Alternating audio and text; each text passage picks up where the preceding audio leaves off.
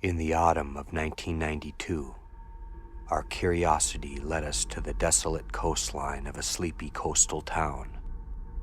Nestled between imposing cliffs and the restless ocean lay the legendary cave of the witch. Local folklore whispered of a curse she had placed upon this place, a curse that beckoned lost souls to leap into the unforgiving sea, never to be seen again. With the bravery of my youth, my friends and I embarked on a weekend adventure to unravel the mystery. Armed with flashlights and filled with anticipation, we trudged toward the looming cave. The wind howled like a banshee, and the mist danced eerily around us, as if the very air bore witness to the witch's presence. As we ventured further into the cave's dark abyss, strange apparitions materialized from the mist, ghostly creatures with hollow eyes and skeletal limbs. We brushed them aside as figments of our imagination, mere tricks of the dim light. Whispers, like distant echoes, reached our ears, carried by the haunting sea breeze. They seemed to beckon us deeper into the cave, as if the very walls had secrets they wished to share. We pressed on, lured by the unknown and driven by youthful recklessness. And then, a sound, hauntingly beautiful and melancholic, drifted towards us from the ocean. It was a song, ethereal and enchanting, like a siren's call. Its haunting melody wove itself into our very souls, pulling us towards the sea. One of us, Andrew, couldn't resist the enchantment. With an empty gaze, he walked towards the edge of the cliff, drawn by the haunting song. We called out to him, our voices desperate, but he didn't respond. He stepped off the precipice and vanished into the unforgiving embrace of the ocean below. We screamed his name, tears mixing with the rain, but the sea offered no answer. We searched for hours, but there was no sign of Andrew. He had become another victim of the witch's curse, claimed by the relentless waves. Terrified, we retreated from the cave and notified the police of the incident. That night, we sat together in our rented cabin, deeply saddened from the loss of our friend. The following night, fueled by a mixture of dread and determination, we returned to the cliffs. The moon hung in the sky, full and luminous, casting an eerie glow upon the tumultuous sea below. There, on the edge of the precipice, we saw her, the witch.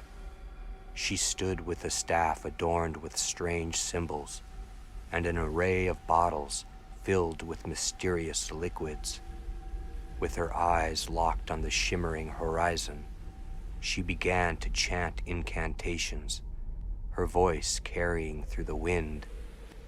As we watched in awe and fear, the ocean stirred. The waves surged higher, crashing against the cliffs, and the sea roared with an unearthly fury. It was as if the witch were commanding the very spirits of the ocean. Transfixed by the spectacle, we couldn't look away. And then, as if in response to her summoning, ghostly figures emerged from the churning waves. They glided towards the witch, their forms ethereal, their faces bearing expressions of longing and sorrow. We realized that they were the lost souls, the ones who had succumbed to the curse. The witch had the power to call them forth from their watery graves. Our presence had not gone unnoticed. The witch turned her gaze towards us, her eyes piercing our souls. She gestured with her staff, and a violent gust of wind pushed us back. We stumbled and fell, the spell broken. Terrified and shaken, we fled from the cliffs, leaving behind the haunting scene and the witch who controlled the spirits of the ocean. In the weeks that followed, Andrew's body washed ashore, a grim reminder of the witch's curse. In the fall of 2017, my friends and I ventured into the heart of California, drawn by the chilling legends surrounding an abandoned ghost town. Our mission was to create the ultimate ghost hunting documentary that would uncover the town's dark secrets. The town had been forgotten by time, its streets overgrown with weeds and its buildings standing as eerie echoes of a bygone era. It was the perfect backdrop for our adventure, as the orange leaves of fall rustled in the wind and the owls hooted their haunting melodies from the surrounding woods. With cameras and microphones at the ready, we set out to capture irrefutable evidence of the supernatural. The sun fell below the horizon, casting shadows over the deserted streets, and the temperature dropped, leaving us with a sense of unease. We established our base in one of the town's few remaining cabins, its walls marked with strange sigils and cryptic writings, a testament to the urban legends that had whispered through generations. As the night fell, our equipment recorded every creak and groan of the old building. We wandered through the ghost town's eerie streets, following the stories of specters and apparitions that had been passed down for years. But then it began, the haunting laughter of a witch echoing through the forest, a sound that seemed to emanate from the very darkness itself. The forest, alive with rustling leaves and unseen creatures, seemed to come alive with an eerie presence. Returning to our cabin, we laughed off the unease, attributing it to our heightened anticipation. But as we settled in for the night, the laughter continued, growing louder and more unsettling with each passing moment. We tried to dismiss it as a mere echo of our thoughts, but as the night deepened, the laughter turned to a mournful wail that seemed to seep through the walls of the cabin. Fear settled in, and the tension was palpable. I drifted into a fitful sleep, only to be awakened by a piercing scream that tore through the night. It was Beth, one of our group, her face contorted in terror as she pointed towards the cabin door. There, framed in the moonlight, stood the witch. The witch looked like a ghost herself, her skin pale as death, her eyes dark voids.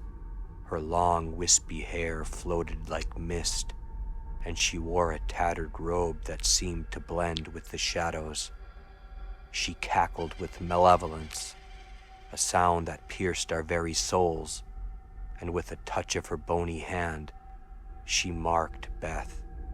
A single, ghastly fingernail left a grotesque mark on Beth's skin, and the moment the witch's nail made contact, our friend's life was extinguished.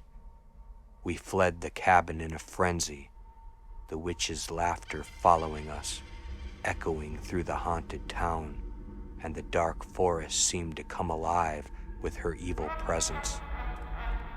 Morning broke, and as the first rays of sunlight pierced the darkness, we summoned the courage to return to the cabin.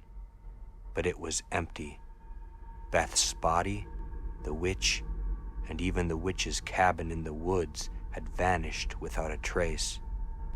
Desperate and shaken, we collected our equipment, hoping to find answers in our recorded footage. But when we reviewed the videos, they had been distorted beyond recognition. The witch had used some supernatural force to destroy the evidence, erasing any trace of her presence. We ventured into the nearby town to report the terrifying ordeal to the authorities, hoping for help in locating Beth or the witch. The locals, however, had heard whispers of the witch for years, and their eyes held a deep fear.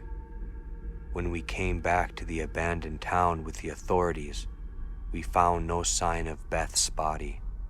It was like she had never existed, as if the witch had claimed her for her own. The witch was no ordinary specter.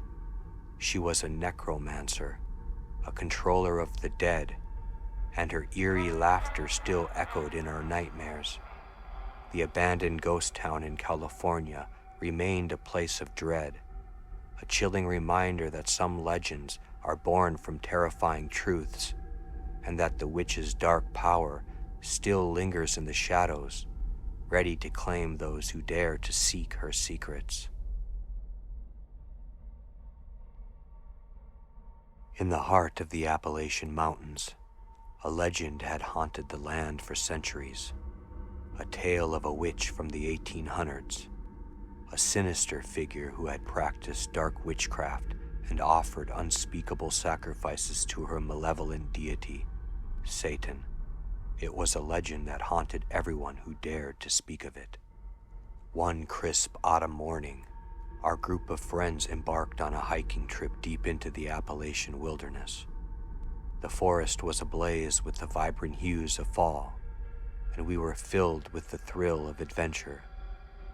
Little did we know that our journey would lead us to the heart of the legend itself.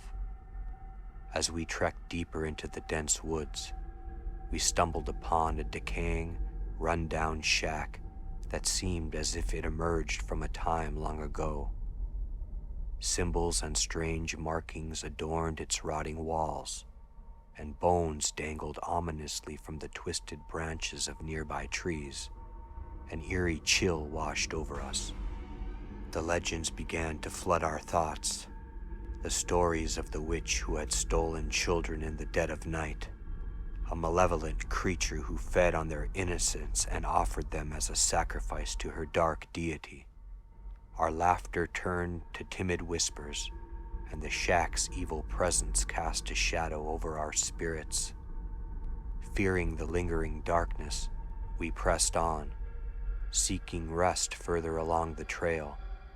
That evening, we set up camp beside a pristine stream, our bonfire casting shadows that danced upon the trees. As the night settled in, we huddled around the warmth of the fire, sharing ghost stories and savoring the comfort of camaraderie. But as the night deepened, an unsettling sensation settled over our camp, a mournful cackling, like a sinister symphony of madness, echoed through the woods. It shook the very ground beneath us and seemed to emanate from the very core of the forest. Our hearts raced as we huddled closer together, our flashlight shaking in our hands. We scanned the darkness beyond the fire's reach, but nothing revealed itself. The cackling grew louder and more sinister, its pitch rising into a terrible screech. We decided to abandon our campsite in haste. We doused the bonfire, grabbed our gear, and fled into the woods, guided only by the dim beams of our flashlights. The cackling pursued us, an unseen tormentor that seemed to chase us through the night. Hours later, we reached the trailhead and our waiting jeep. Gasping for breath and drenched in cold sweat, our panic had only abated when we left the woods behind, but the ominous laughter still haunted our thoughts. When we returned home, our relief was short-lived. As we unpacked the jeep, we discovered a sinister token, a strange wooden symbol, much like the ones that hung from the trees near the witch's shack. It was smeared with blood, and a gruesome collection of hair and bone clung to its surface. A heavy silence descended upon us as we stared at the grotesque artifact. The legend of the witch had left its mark upon us, and we knew that we had unwittingly trespassed into something beyond our understanding.